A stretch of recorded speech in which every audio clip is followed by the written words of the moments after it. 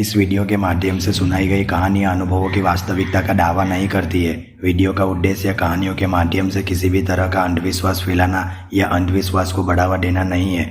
किसी भी धर्म या संप्रदाय को ठेस पहुंचाना नहीं है। कहानियों का हेतु केवल मनोरंजन है।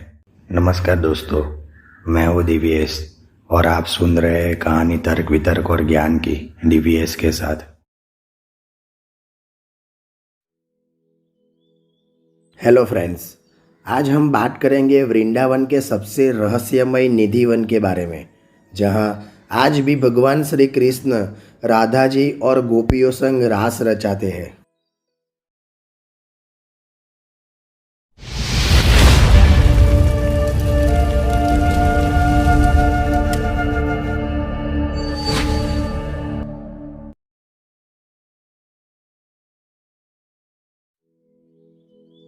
भारत के हर स्थान में छिपा है उसका एक अतीत जो अपनी कहानी बयां करता है।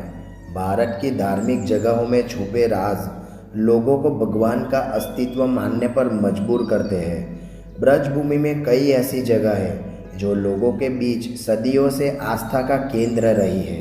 इनमें से कई जगहें चमत्कारों से भरी है। ऐसी ही एक जगह है वृंदावन का निधिवन, जो भगवान श्री कृष्ण की नगरी है। निधिवन, इस जगह को प्रेम भूमि के नाम से भी जाना जाता है। एक और चीज़ जो लोगों को सबसे ज़्यादा आकर्षित करती है वो है यहाँ भगवान श्री कृष्ण और राधा के बीच बिताया गया वो खूबसूरत समय। धार्मिक नगरी वृंदावन में यमुना जी के समीप श्री निधिवन राज बहुत ही रमणीक, अत्यंत पवित्र, रहस्यमय, धार्मिक और एक विशाल कुंज है। यहाँ अद्भुत आनंद की अनुभूति होती है। निधिवन ही वास्तविक नित्य वृंदावन है। वृंदावन में निधिवन, जो कि वो स्थान जिसमें असंख्य पेड़ है। यहाँ विशाल तुलसी के वृक्ष है। बिना जल स्रोत एवं जड़ के यह वृक्ष मानो एक दूसरे का हाथ पकड़कर नृत्य कर रहे हो। कहा यह भी जाता है कि श्री कृष्ण की सखिया ही तुलसी वृक्ष है। इतना विशाल तुलसी वन अन्यत्र कहीं भी नहीं है। धार्मिक ग्रंथों के अनुसार इसकी महत्ता बहुत पहले से, जो भगवान श्री कृष्ण के समय से जुड़ी है। आपने भगवान श्री कृष्ण की गोपियों के संग रास रचाने की कथाएं कई बार सुनी होगी। तो ये वही स्थल है जब नन्हे कान्हा अपने बचपन में वृंदावन गोकुल की गलियों में बांसुरी बजाया करते थे और उसकी मधुर धुन सुनकर आसपास की गोपियाँ और राधा जी दौड़ी दौड़ी चली आती थी। इसी कारण ये स्थल आज भी कृष्ण भक्तों के बीच अत्यधिक लोकप्रिय है। निधिवन के मुख्य गोसाई भीखचंद्र गोस्वामी के अनुसार और शास्त्रों में वर्णित अनुसार द्वापर युग में भगवान श्री कृष्ण ने शरद पूर्णिमा की रात में ही गोपियों के साथ रास लीला की थी। निधिवन के बारे में ये मान्यता रही है कि रोज रात श्री कृष्ण गोपियों के साथ रास लीला रचाते हैं। शरद पूर्णिमा की रात निधिवन में प्रवेश पूरी तरह वर्जित रहता है। यहाँ के रहने वाले ब्रजवासियों के अनुसार भगवान श्री कृष्ण, श्री राधा जी और गोपियों संग आज भी अर्धरात्रि के बाद यहाँ रास लीला रचाने आते हैं। रास के बाद निधिवन परिसर में स्थापित रंग महल में शयन करते हैं। रंग महल में आज भी प्रसाद के रूप में माखन मिश्री प्रतिदिन रखा जाता है। रात्रि 8 बजे के बाद पशु पक्षी, परिसर में दिन भर दिखाई देने वाले बंदर, भक्त, पुजारी इत्यादि सभी यहाँ से चले जाते हैं। ऐसा सिर्फ निधिवन ही नहीं बल्कि थोड़ी दूर स्थित सेवा कुंज में भी होता है। वहाँ भी कृष्ण के रास रचाने की मान्यता है, जहाँ राधा रानी का प्राचीन मंदिर है, जहाँ राधा कृष्ण के बैठने के लिए सेज सजाते हैं।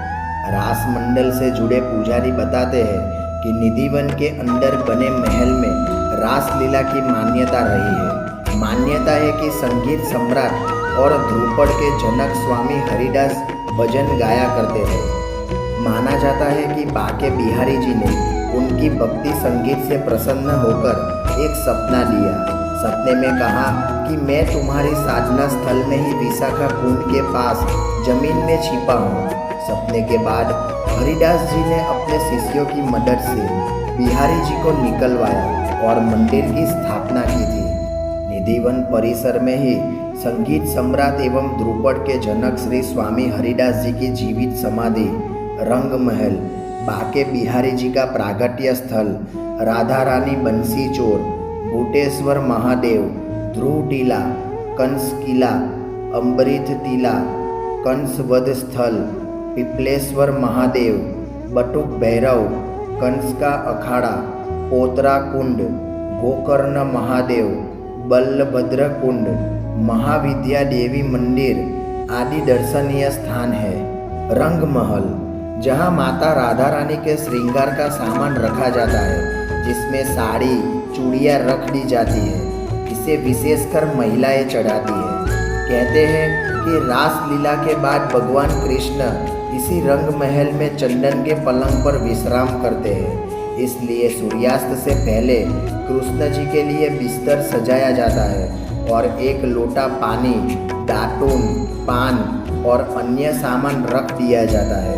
सुबह के समय जब रंग महल के द्वार खोले जाते हैं तो सब सामान इस्तेमाल किया हुआ मिलता है और बिस्तर पर भी सलवतें आई हुई होती है, जैसे कि यहाँ निश्चित ही कोई रात्रि विश्राम करने आया तथा प्रसाद भी ग्रहण किया हो।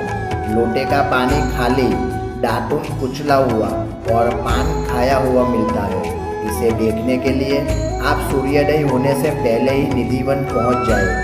5 से 6 बजे के बीच निधिवन के द्वार खोले जाते हैं और पंडित जी रंग महल के 7 ताले आपके सामने खोलते हैं और श्री कृष्ण के द्वारा इस्तेमाल किया गया सामान आप सभी को दिखाते हैं। इसी के साथ गाइड ये भी बताते हैं कि निधिवन में जो 16,000 आपस में गूंथे हुए वृक्ष आप देख रहे हैं, वही रात में श्री कृष्ण की 16,000 रानियां बनकर उनके साथ रास रचाती है। रास के बाद श्री राधा और श्री कृष्ण परिसर के ही रंग महल में विश्राम करते हैं।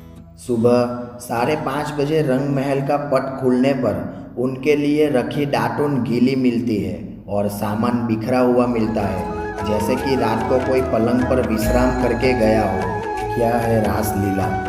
भगवान श्री कृष्ण की गोपियों के संग रास लीला रचाने की कथा दुनिया भर में प्रसिद्ध है। भगवान श्री कृष्ण का हर एक स्वरूप गोपियों को इतना पसंद आता था कि वो श्री कृष्ण से कभी दूर रह नहीं सकती थी।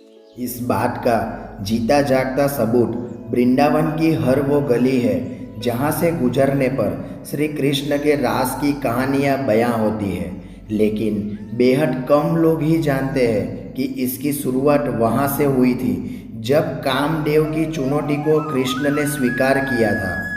कहानियों के अनुसार कृष्ण के द्वारा रचाया जाने वाला महारास सबसे पहले शरद पूर्णिमा की रात्रि को संपन्न हुआ था, जो कि कामदेव द्वारा श्री कृष्ण को दी गई चुनौती के बाद हुआ था। दरअसल देवी सती की मृत्यु के बाद भगवान शिव सांसारिक मोह माया को त्याग कर ध्यान मग्न हो गए। जब देवी देवताओं को ऐसा लगा कि शिव के ध्यान को तोड़ना चाहिए, तब उन्होंने ये काम कामदेव को सौंप दिया।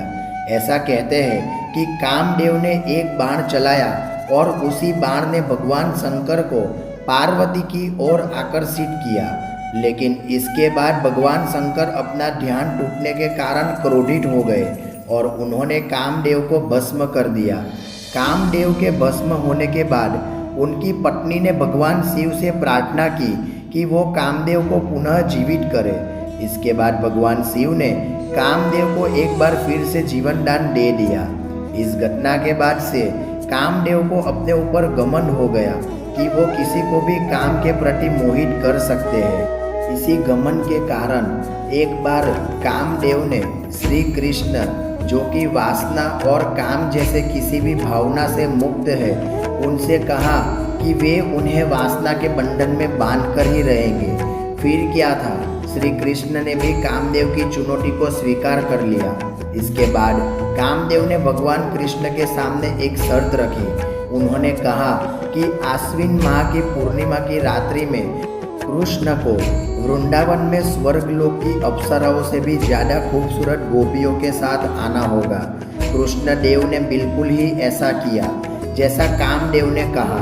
वे शरद पूर्णिमा की रात वृंदावन के जंगल में पहुँचे और बांसुरी बजाने लगे। कृष्ण की बांसुरी को सुनकर सभी गोपियाँ उनकी ओर आकर्षित हुई और फिर शुरू हुआ महारास। लेकिन ये सब कुछ पूरी तरह से वासना रहित था। शाम के समय निधिवन जाने की क्यों है मनाही? निधिवन भक्तों के लिए केवल दिन में ही खुला रहता है। सूर्योदय से पहले और सूर्यास्त के बाद यहाँ किसी को भी जाने की बिल्कुल मनाही है।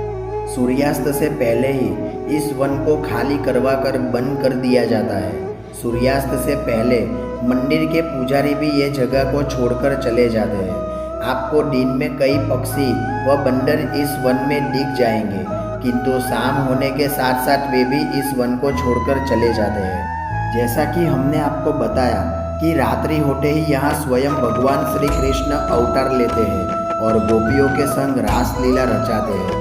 कहते हैं कि जो कोई भी चोरी चुप के यहाँ रात को रुका, अगले दिन या तो उसकी मृत्यु हो गई या उसका मानसिक संतुलन बिगड़ गया।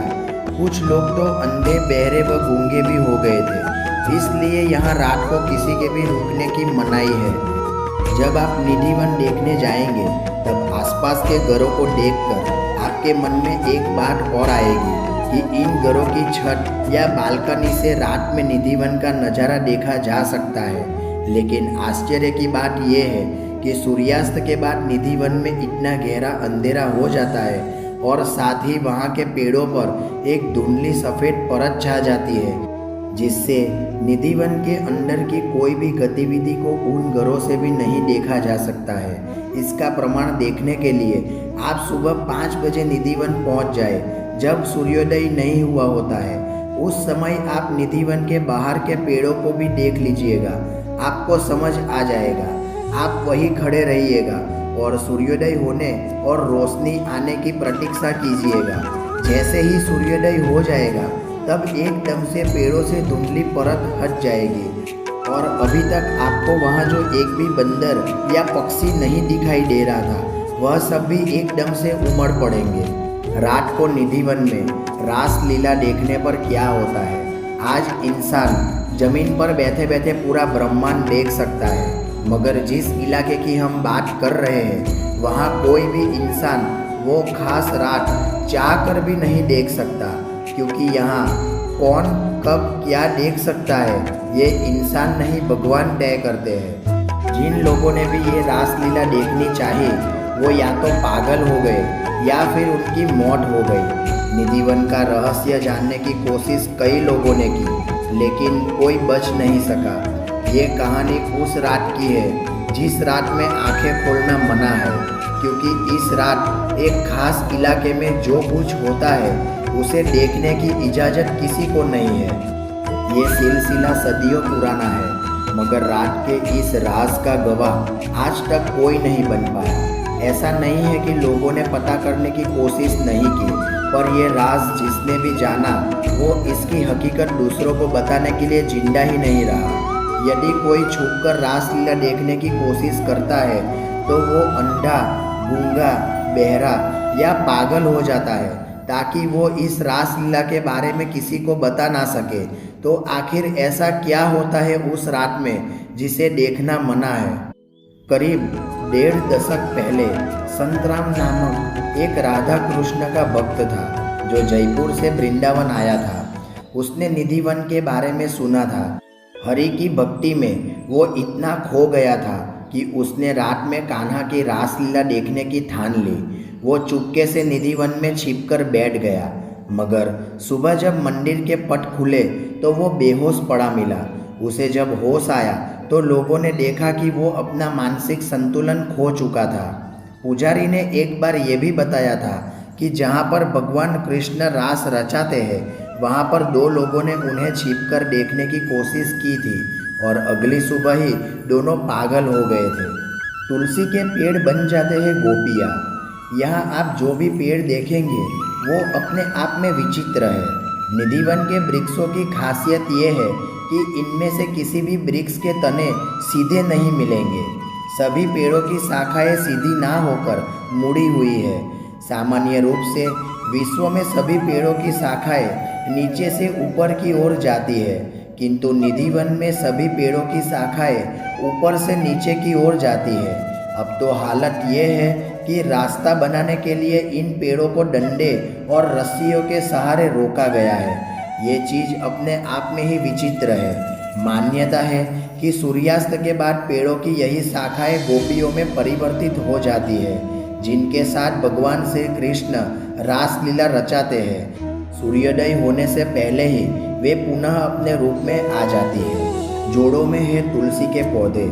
यहाँ आपको असंख्य तुलसी के पौधे मिल जाएंगे, लेकिन जो बात आश्चर्यजनक है वो ये है कि कोई भी तुलसी का पौधा अकेला नहीं है, अर्थात हर तुलसी के साथ एक और तुलसी का पौधा है। यहाँ आपको कोई भी तुलसी का पौधा अकेला नहीं दिखाई देगा, क्योंकि सभी तुलसी के पौधे जोड़ों में हैं, जो श्री कृष्ण और राधा के प्रेम को रेखांकित करते हैं। ऐसा कहा जाता है कि जब रात में रास होता है तो ये सभी पेड़ ही गोप गोपिया के रूप में आ जाते हैं। तुलसी के पेड़ों का ऐसा संगम आपको केवल इसी वन में देखने को मिलेगा। साथ ही एक मान्यता ये भी है कि निधि वन में लगे तुलसी के पेड़ की कोई एक डंडी भी नहीं ले जा सकता।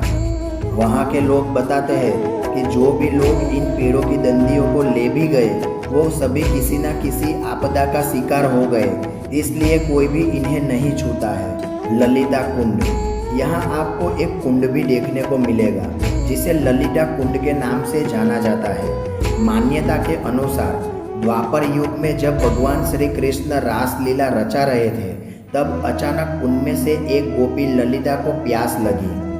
ललिता राधा की प्रिय सहेली थी, जो कान्हा और राधा को ब्रजवासियों की नज़रों से बचाकर मिलने में सहायता करती थी।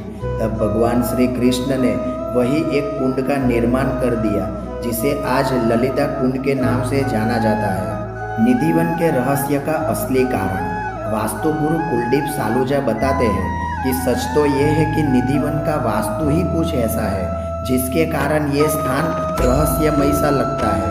अनियमित आकार के निधिवन के चारों तरफ पक्की 4 दीवारें हैं। परिसर का मुख्य द्वार पश्चिम दिशा में है। परिसर का नैऋत्य कोण बढ़ा हुआ है और पूर्व दिशा तथा पूर्व ईशान कोण दबा हुआ है। गाइड जो 16,000 ब्रिक्स होने की बात करते हैं वह भी पूरी तरह झूठ है, क्योंकि परिसर का आकार इतना छोटा है कि 1600 ब्रिक्स भी मुश्किल से होंगे और छतरी की तरह फैलाव लिए हुए कम ऊंचाई के वृक्षों की शाखाएं इतनी मोटी एवं मजबूत भी नहीं है कि दिन में दिखाई देने वाले बंदर रात्रि में इन पर विश्राम कर सके। इसी कारण वो रात्रि को यहाँ से चले जाते हैं।